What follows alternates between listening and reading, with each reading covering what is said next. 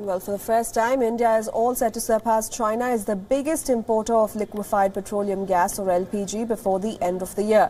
This comes on the back of the Indian government's program to bring energy to millions of poor households who are still relying on wood and animal dung for cooking purposes. Here's a report.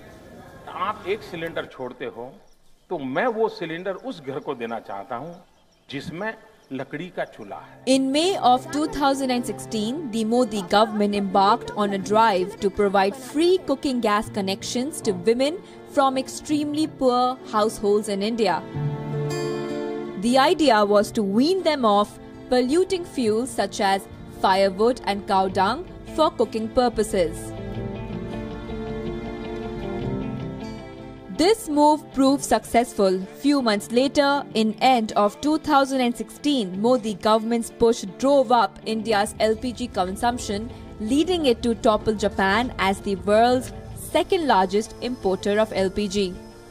Now, in a first, India is all set to surpass China as the biggest importer of LPG.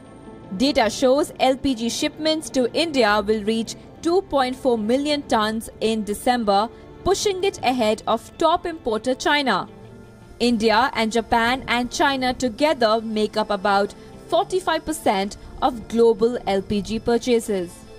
Domestic LPG is heavily subsidized by the government of India and every cylinder carries a substantial subsidy.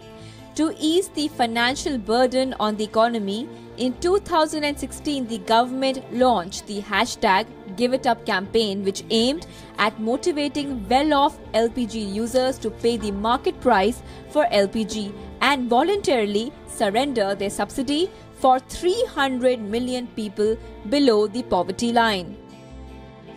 The Give It Up campaign was extremely crucial as polluting fuels alone caused 1.3 million premature deaths in India every year, according to the World Health Organization.